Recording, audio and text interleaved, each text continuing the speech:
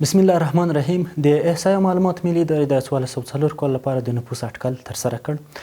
د دغه اټکل له مخې په 1404 کال کې په ټول هیواد کې 14.4 میلیونه وګړي ژوند کوي چې له ډلې 51 سلنه نارینه او 49 سلنه ښځینه وګړي دي. د ذکر شویو ارقامو له مخې په دغه کسانو کې 1.5 میلیونه کوچي وګړي هم شامل دي.